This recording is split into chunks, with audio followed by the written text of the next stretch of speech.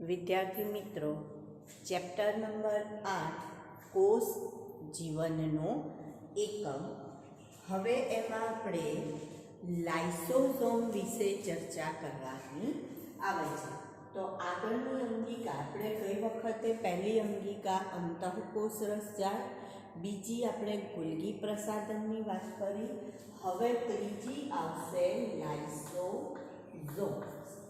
તો લાઇસોઝોમ્સ નામની જે અંગિકા છે એને આપણે આત્મઘાતી કોથળી તરીકે પણ ઓળખી શકીએ. શેના તરીકે ઓળખી શકાય? આત્મઘાતી કોથળી. તો કેમ એને આવું નામ આપવામાં આવે છે? એને કેમ આપણે આત્મઘાતી કોથળી કહીશું? તો અહીંયા સૌથી પહેલાં તો એવું કહે છે કે આ જે લાઇસોઝોમ છે એ બને છે કઈ રીતના, આ અંગિકાનું નિર્માણ કઈ રીતના થાય છે? તો આ અંગિકાનું નિર્માણ એ શેના દ્વારા થાય છે? તો કે જ્યારે આપણે ગોલ્ગી પ્રસાધનમાં જે પેકેજિંગની ક્રિયા થતી હતી, ગોલ્ગી પ્રસાધનમાં જ્યારે પેકેજિંગની ક્રિયા થતી હતી ત્યારે પેકેજિંગની ક્રિયા દ્વારા ગોલ્ગી પ્રસાધનમાંથી નિર્માણ પામતી કુટિકા એટલે એને શું કહેવાય? લાઇસોઝોમ. પેકેજિંગની ક્રિયા દરમિયાન ગોલ્ગી પ્રસાધનમાંથી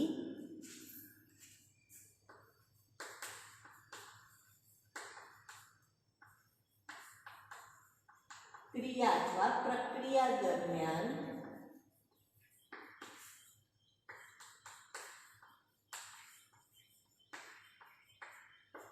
ગોલ્ગી પ્રસાધનમાંથી મુક્ત થતી કુટિકા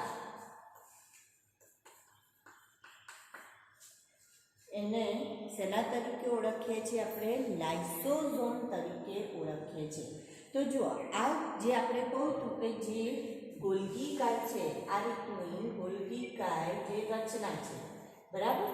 તો એની અંદર જ્યારે આવું પેકેજિંગની પ્રક્રિયા થતી હોય અને એને શું કરવાનું છે? તો જે પેલું પ્રોટીનનું પેકેજિંગ કરવાનું છે અને એ પ્રોટીનને કોષ રસમાં મુક્ત કરવાનું છે.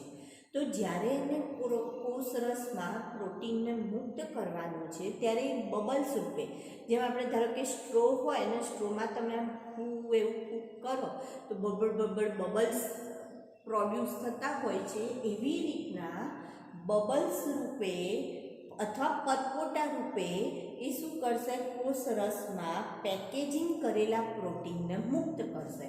તો એ જે બબલ્સ અથવા તો જે આવા પરપોટા મુક્ત થયા એને, એ કુટિકાને આપણે શેના તરીકે ઓળખીએ છીએ? લાઇસોઝોમ્સ તરીકે ઓળખીએ છીએ.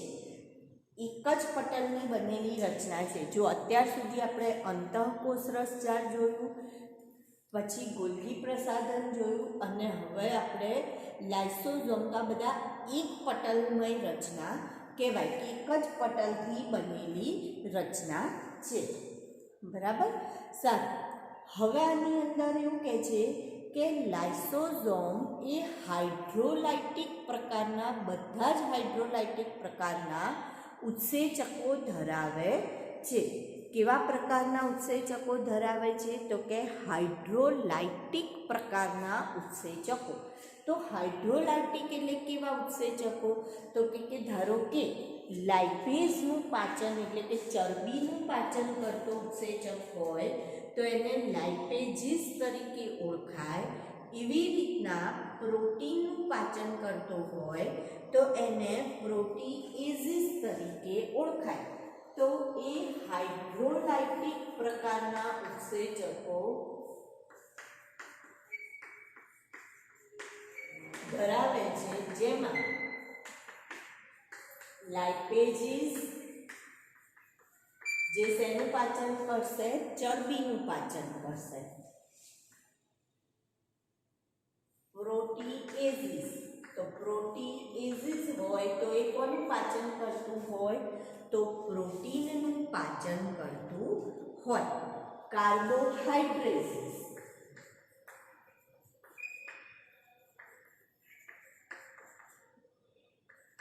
તો એ કોનું પાચન કરતું હશે? કાર્બોદિતનું પાચન કરતું હોય. અને ન્યુક્લિયસ,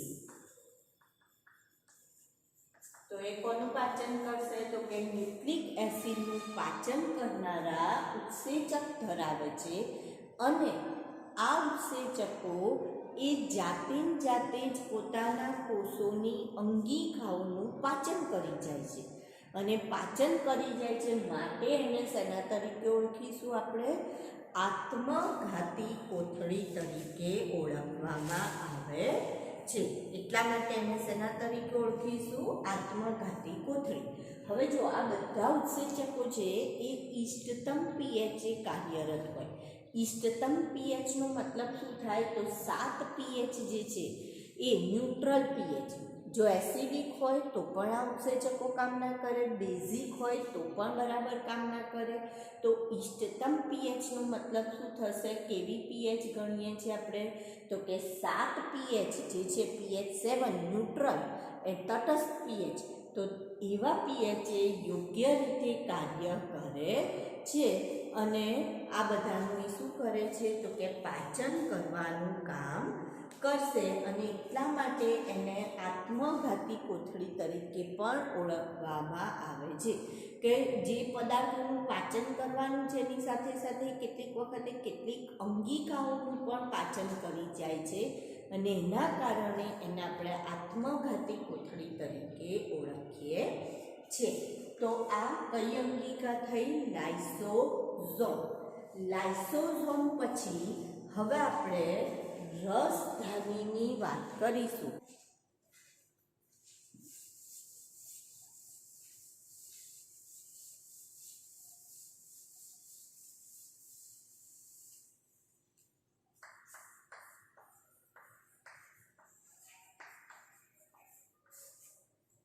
તો રસધાની જે છે એ વનસ્પતિ કોષનો લગભગ 90% ભાગ રૂપે છે. વનસ્પતિ કોષમાં લગભગ 90% ભાગ કોણ રોકે છે?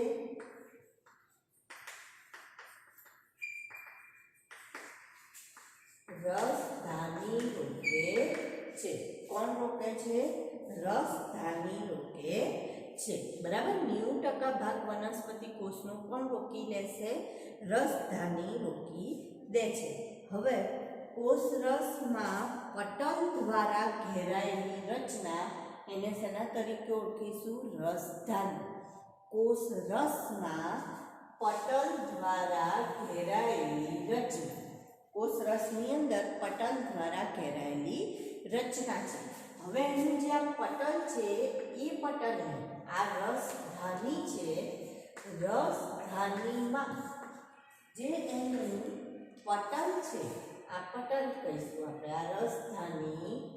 તો રસધાનીનું જે પટલ છે એને રસધાની પટલ ગુજરાતીમાં, બરાબર. અને ઇંગ્લિશમાં ટોનોપ્લાસ્ટ તરીકે ઓળખાય છે. બંને નામ યાદ રાખવાના છે તમારે. રસધાની પટલ અથવા ટોનોપ્લાસ્ટ તરીકે ઓળખાય. હવે એની અંદર શું આવેલું છે? તો કે અંદર ધાની રસ આવેલો છે. શું આવેલું છે? તો કે અંદર ધાની રસ છે. ધાની રસમાં શું હોય? તો પાણી અને પાણીમાં દ્રાવ્ય પદાર્થો હોય. પાણીમાં દ્રાવ્ય પદાર્થો હોય છે.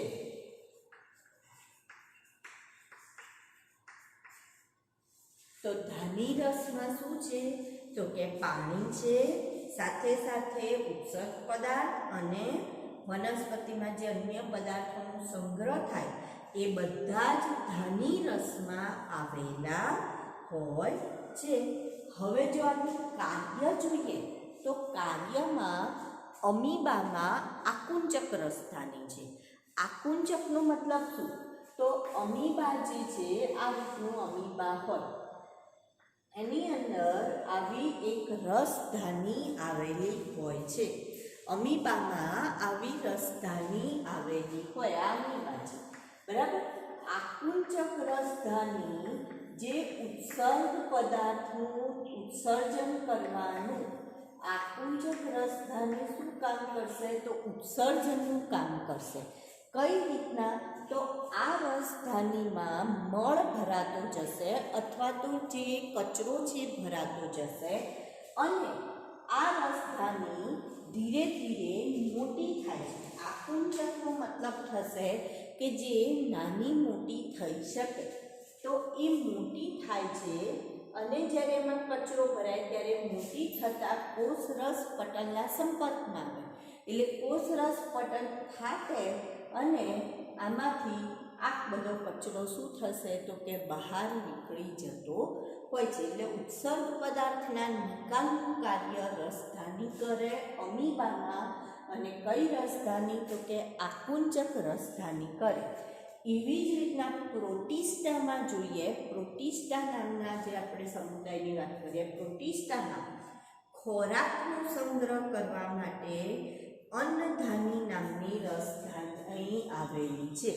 પ્રોટિસ્ટામાં ખોરાકનો સંગ્રહ કરવા અન્નધાની નામની રસધાની આવેલી હોય છે. બરાબર. તો આ આપણે રસધાનીની રચનાની વાત કરી.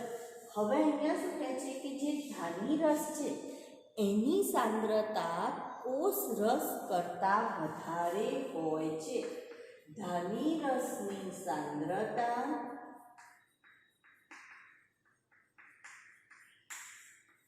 કોષ રસની સાંદ્રતા કરતાં વધારે હોય છે.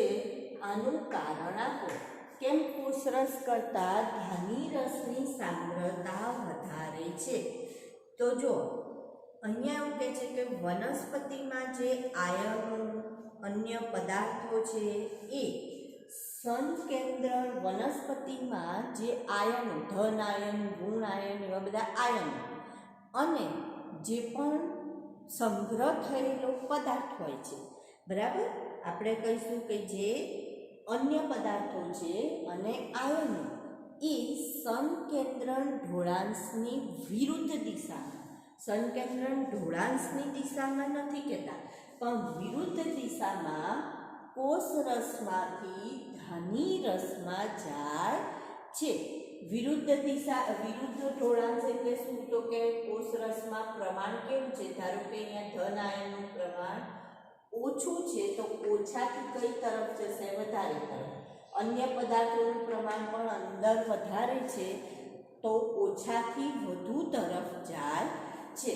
તો કોષ રસમાંથી, અહીંયા જે કોષ રસ હોય એ કોષ રસમાંથી આયનો અને જે અન્ય પદાર્થો છે એ બધા ક્યાં જાય છે? ધાની રસમાં જશે. હવે જેમ જેમ ધાની રસમાં જશે એમ શું થશે? તો અહીંયા પાણીનું પ્રમાણ ઓછું થતું જશે અને આ પદાર્થોનું પ્રમાણ વધતું જશે. તો એનો મતલબ ધાની રસ વધુ સાંદ્ર થતો જશે, જ્યારે કોષ રસ કેવો થતો જશે? તો કે એની સાંદ્રતા ઘટતી જાય છે. તો આપણે શું કારણ આપ્યું કે વનસ્પતિ કોષમાં જે પણ ઉત્સર્ગ પદાર્થ છે તે અને અન્ય પદાર્થો તથા આયનો ઢોળાંશની વિરુદ્ધ ક્યાં જાય છે? કોષ રસમાંથી ધાની રસમાં જાય છે. માટે ધાની રસની સાંદ્રતા વધતી ગઈ, કારણ કે પાણીમાં વધારે ને વધારે પદાર્થો ઓગળતા જેમ એમ એની સાંદ્રતા વધતી જાય, વધુ સાંદ્ર બની ગયો, જ્યારે કોષ રસની સાંદ્રતામાં ઘટાડો થાય છે. તો આ જે બધી આપણે અંગિકાઓ જોઈએ કેવા પટલની બનેલી હતી? તો એક જ પટલની બનેલી હતી. હવે આપણે જે અંગિકાની વાત કરીશું એ બેવડા પટલની બનેલી અંગિકા હશે. બે પટલની બનેલી અંગિકા. તો બેવડી પટલની અંગિકા તરીકે, બેવડી પટલની અંગિકા તરીકે આપણે કોનો અભ્યાસ કરીશું? તો કે કણાભ સૂત્ર અને હરિતકણ એની વાત આવે છે. બેવડી પટલમય અંગિકા, જેમાં એક છે કણાભ સૂત્ર, બીજું આવશે હરિતકણ. તો બેવડી પટલમય અંગિકા એટલે કણાભ સૂત્ર. કણાભ સૂત્રને આપણે કોષનું પાવર હાઉસ પણ કહીએ છીએ અથવા તો કોષનું શક્તિ ઘર તરીકે પણ ઓળખીએ છીએ. એને શેના તરીકે ઓળખીએ છીએ? કોષના શક્તિ ઘર તરીકે પણ ઓળખીએ છીએ.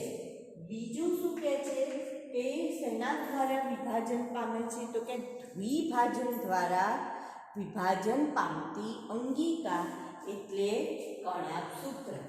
દ્વિભાજન દ્વારા વિભાજન પામતી અંગિકા, વિભાજન પામતી અંગિકા એટલે કણાભ સૂત્ર. દ્વિભાજન એટલે શું? તો કે એકમાંથી બે બનતા હોય છે. એકમાંથી કેટલા બને? બે. દ્વિભાજન. દ્વિભાજન દ્વારા વિભાજન પામતી અંગિકા એટલે કણાભ સૂત્ર. બરાબર. બીજું, વિશિષ્ટ અભિરંજક વડે જો એને કઈ રીતના ઓળખી શકાય, જુદા જુદા કયા નામે ઓળખી શકાય, તો જ્યારે તમને પ્રશ્ન ટ્વિસ્ટ કરીને પૂછવામાં આવે તો એનો મતલબ સીધે સીધું કણાભ સૂત્ર ના પૂછે, પણ આમાંથી કોઈ પણ એક મુદ્દો મૂકી દે કે ભાઈ દ્વિભાજન પામતી અંગિકા, અથવા તો એવી રીતના પ્રશ્ન પૂછે કે વિશિષ્ટ અભિરંજક વડે અભિરંજિત કરવાથી જ માઇક્રોસ્કોપમાં જોઈ શકાતી અંગિકા, તો એમાં પણ કયું આવશે? કણાભ સૂત્ર. તો વિશિષ્ટ રીતે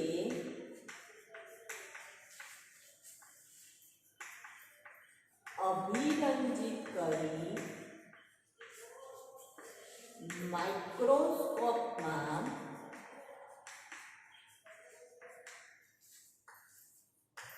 જોઈ શકાતી અંગિકા, તો એને આપણે શેના તરીકે ઓળખીશું? કણાભ સૂત્ર તરીકે ઓળખીએ છીએ. હવે દરેક કોર્સમાં આપણે જો વાત કરીએ તો કણાભ સૂત્રની સંખ્યા કેવી હોય? જુદી જુદી હોય.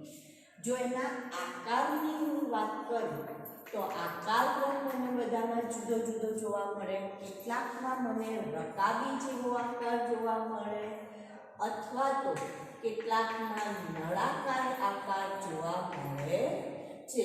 તો કેટલાકમાં રકાબી જેવો જોવા મળે છે, તો કેટલાકમાં કેવો આકાર જોવા મળે છે? નળાકાર જોવા મળશે. જો વ્યાસ એનો લઈએ આપણે, વ્યાસ 0.2 માઇક્રોમીટરથી 1 માઇક્રોમીટર, અને જો લંબાઈ લઈએ તો 1 માઇક્રોમીટરથી 4.1 માઇક્રોમીટર જેટલી એની લંબાઈ જોવા મળે છે. જો એની રચનાની વાત કરીએ તો રચનામાં આપણે પહેલું જ પ્રશ્નમાં લખેલું છે કે કેટલા પડવાળી છે? 2 પડવાળી રચના છે. કેટલા પડવાળી? 2 પડવાળી રચના, એવું આપણે કહેલું જ છે. બરાબર. તો જ્યારે એના 2 પડની વાત કરીએ આપણે, તો જો એની આકૃતિ દોરીએ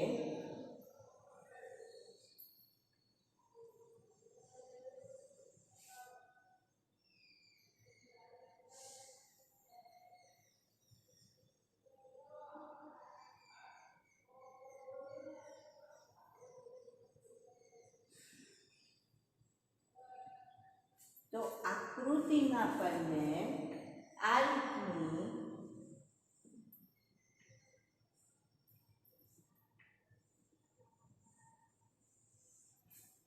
રચના જોવા મળશે.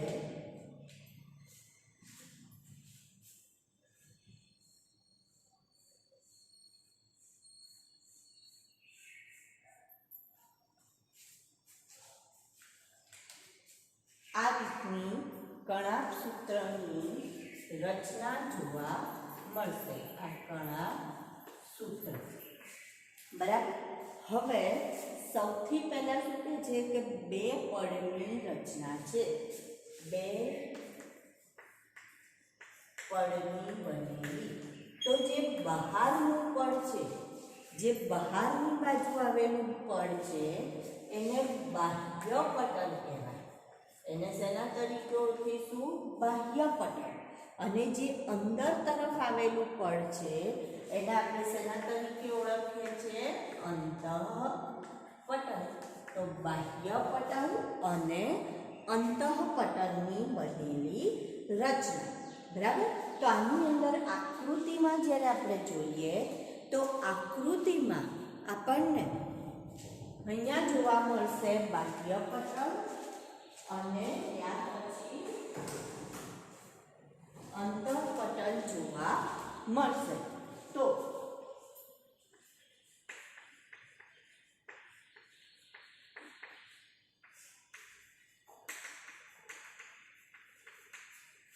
આ બાહ્ય પટલ અને આ અંતઃપટલ જોવા મળશે. હવે જે બાહ્ય પટલ છે એ સળંગ છે. તમે બાહ્ય પટલ જોશો તો કેવું જોવા મળશે? તો કે સળંગ હોય છે. બાહ્ય પટલ કેવું છે? સળંગ. જ્યારે અંતઃપટલમાં જે આધારક છે એ આધારક એટલે આધાર. આ બધો એના આધારક કહેવાય. આધારક જેને મેટ્રિક્સ તરીકે પણ ઓળખવામાં આવે છે. મેટ્રિક્સ શેના તરીકે ઓળખવામાં આવે છે? મેટ્રિક્સ તરીકે પણ ઓળખવામાં આવે છે. તો જે આધારક છે એ આધારક પ્રવર્ધયુક્ત હોય છે. આધારક કેવું છે? પ્રવર્ધ. અને આ જે પ્રવર્ધ છે એ પ્રવર્ધને ક્રિસ્ટી તરીકે ઓળખાય. તો અંતઃપટલમાં જો બાહ્ય પટલ કેવું હતું? તો સળંગ. અંતઃપટલમાં આધારક પ્રવર્ધયુક્ત છે અને આ જે પ્રવર્ધવાળો ભાગ છે એને આપણે શેના તરીકે ઓળખીએ છીએ? ક્રિસ્ટી તરીકે ઓળખીએ છીએ. હવે આ જે ક્રિસ્ટી છે એના ઉપર F1 એકમો આવેલા હોય. આની ઉપર આ રીતના F1 એકમો આવેલા હોય જે એટીપીનું નિર્માણ કરવા માટે જરૂરી છે અથવા જવાબદાર છે. જે શું કામ કરશે? એટીપીનું નિર્માણ કરશે. તો જો આપણે આનું કાર્ય જોઈએ તો કાર્યમાં સૌથી પહેલું કાર્ય એનું શું આવશે? તો સૌથી પહેલા કાર્યમાં એવું કહે છે કે જારક શ્વસનનું સ્થાન એટલે કર્ણાભ સૂત્ર. જારક શ્વસન અને અજારક શ્વસન. તો એમાં જારક શ્વસન ક્યાં થાય છે? તો કે કર્ણાભ સૂત્રમાં જારક શ્વસન થાય છે. અને એ દરમિયાન એટીપી સ્વરૂપે જે શક્તિ છૂટી પડે છે, શક્તિનો નિર્માણ કરવાનું કામ એટીપી સ્વરૂપે શક્તિનું નિર્માણ કરવાનું કામ કોણ કરે છે? કર્ણાભ સૂત્ર કરે છે.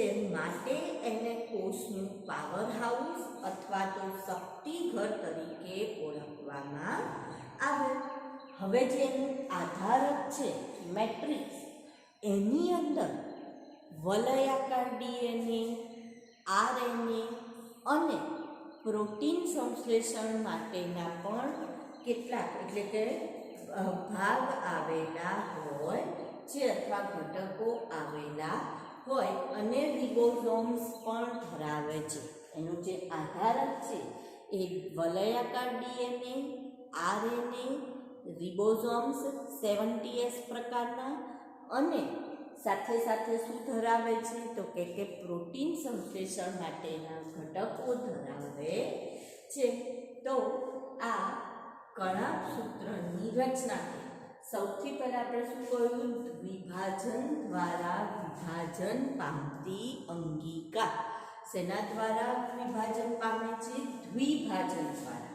ત્યાર પછી આપણે કહું કે વિશિષ્ટ રીતે અભિરંજિત કરી એને માઇક્રોસ્કોપમાં જોઈ શકાય છે.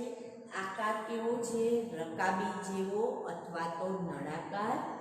વ્યાસ, લંબાઈ અને ત્યાર પછી એની રચના તથા કાર્યની આપણે વાત કરી.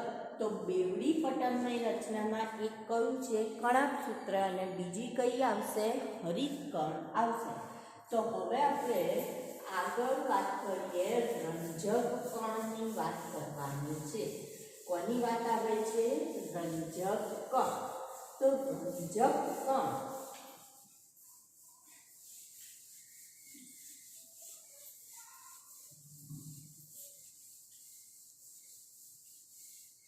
રંજક કણ જે છે એ કોને કહેવામાં આવે છે?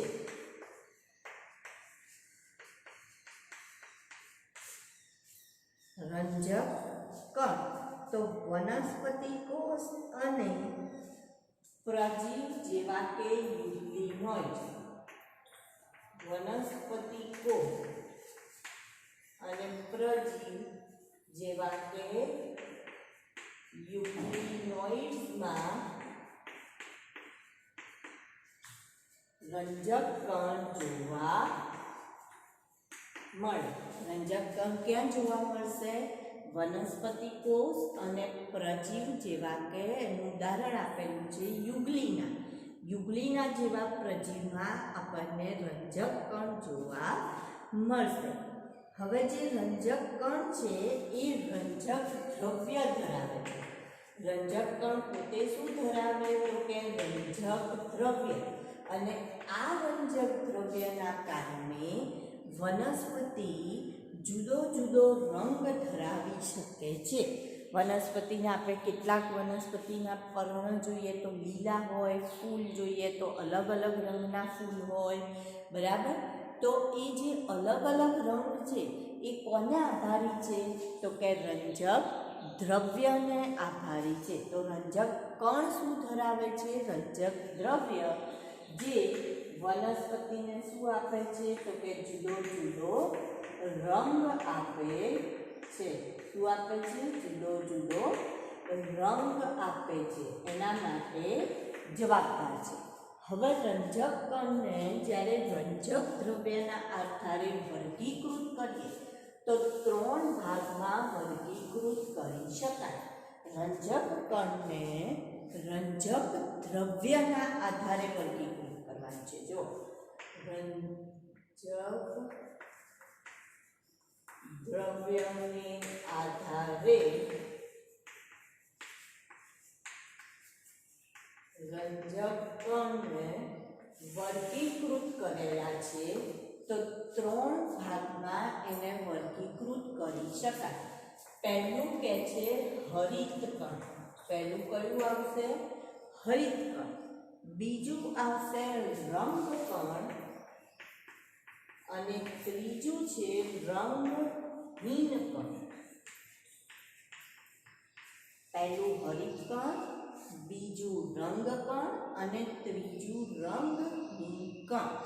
હવે આમાંને જે હરિત કણ છે એ શું ધરાવે છે? તો કે હરિત કણ એ રંજક દ્રવ્ય તરીકે ક્લોરોફિલ ધરાવે છે. ક્લોરોફિલ અને કેરોટીનોઇડ. ક્લોરોફિલ અને બીજું શું ધરાવે છે? કેરોટીનોઇડ ધરાવે છે. જો ક્લોરોફિલમાં ક્લોરોફિલ એ પણ હોય, ક્લોરોફિલ બી, એવા એના ભાગ છે. ક્લોરોફિલ એ, ક્લોરોફિલ બી, સી, ડી આપણે ભણી ગયા છે, બરાબર. તો હરિત કણમાં ક્લોરોફિલ હોય અને બીજું શું હોય? કેરોટીનોઇડ્સ હોય છે. તો આ પ્રકાશ સંશ્લેષણ સાથેનું કાર્ય શું છે હરિત કણનું? તો કે પ્રકાશ સંશ્લેષણ સાથે સંકળાયેલું છે. શેની સાથે સંકળાયેલું છે? તો કઈ પ્રક્રિયા કરે છે? તો પ્રકાશ સંશ્લેષણની પ્રક્રિયા કરે છે. હરિત કણમાં થશે, બરાબર. તો એ કાર્ય ક્યાં થશે? હરિત કણમાં થાય છે. હવે રંગ કણની વાત કરીએ તો રંગ કણને આપણે ક્રોમોપ્લાસ્ટ તરીકે ઓળખીએ છીએ. શેના તરીકે ઓળખાય? ક્રોમોપ્લાસ્ટ. શબ્દ ભેદ આપો. ક્રોમોપ્લાસ્ટ અને ટોનોપ્લાસ્ટ. આવો શબ્દ ભેદ પૂછાય તો ટોનોપ્લાસ્ટ એટલે કોને કહીશું આપણે? રસધાનીનું જે પટલ હતું, રસધાની પટલ, એને ટોનોપ્લાસ્ટ કહેવાય. અને રંગકણને આપણે શેના તરીકે ઓળખીએ છીએ? ક્રોમોપ્લાસ્ટ તરીકે ઓળખીએ છીએ. તો આમાં ચરબી દ્રાવ્ય અથવા મેદ દ્રાવ્ય કહેવાય. જે ચરબીમાં ઓગાળી શકાય તેવા હોય એટલે એને આપણે શું કહીશું? મેદ દ્રાવ્ય અથવા ચરબી દ્રાવ્ય કેરોટીનોઇડ. રંજક દ્રવ્ય ધરાવે કેરોટીનોઇડ, જે કેવા કેવા રંગ આપી શકે છે? તો આમાંથી જે કેરોટીનોઇડ્સ છે એમાંથી કેરોટીન પ્રકારનું મળે છે, ઝેન્થોફિલ પ્રકારનું મળે છે અને અન્ય રંજક દ્રવ્ય પણ મળે છે. અન્ય રંજક દ્રવ્ય. તો આ જે છે કેરોટીન એ વનસ્પતિને કેવો રંગ આપે? તો પીળો, ઓરેન્જ કલર આપે છે. ઝેન્થોફિલ એ પીળો, એટલે આ નારંગી રંગ આપે, આ પીળો રંગ આપે. એવી જ રીતના જો બીટની વાત કરીએ તો બીટમાં એન્થોસાયનિન નામનું રંજક દ્રવ્ય હોય. એન્થોસાયનિન જે બીટને કયો રંગ આપે છે? તો રાતો રંગ આપે છે, લાલ રંગ આપે છે. તો એના માટે આ રંગકણ જવાબદાર છે.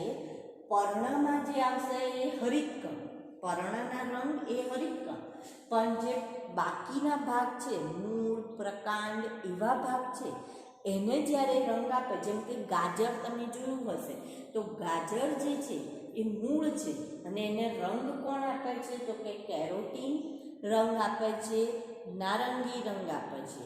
બરાબર. લીંબુની છાલ જોઈએ છે ને પીળા રંગની, તો એ ઝેન્થોફિલના કારણે એનો રંગ પીળો હોય છે. અન્ય રંજક દ્રવ્યમાં એન્થોસાયનિનની વાત કરી, જે બીટને લાલ રંગ આપવાનું કામ કરે છે. અને છેલ્લે આવશે રંગહીન કણ. તો રંગહીન કણમાં 3 પ્રકારના જોવા મળશે. મંડકણ અથવા એને સ્ટાર્ચ કણ તરીકે ઓળખવામાં આવે, જેનો મતલબ શું થશે કે એ શું કરશે? સ્ટાર્ચનો સંગ્રહ કરે છે. શેનો સંગ્રહ કરશે? સ્ટાર્ચનો સંગ્રહ કરે, માટે એને શું કહેવાય? મંડકણ. સ્ટાર્ચનો સંગ્રહ કરનારા. બરાબર. તો મંડકણ. પછી એવી રીતના તૈલકણ. તો તૈલકણ એટલે ચરબી, લિપિડનો સંગ્રહ કરે, એટલે એને શું કહીશું આપણે? તૈલકણ તરીકે ઓળખીશું. અને સમિતાયક, આપણે આગળ આવી ગયું બીજની રચનામાં, તો એ શેનો સંગ્રહ કરશે? પ્રોટીનનો સંગ્રહ કરનારા કણ. તો એનો મતલબ રંગહીન કણનું કાર્ય શું થશે? તો કે ખોરાકનો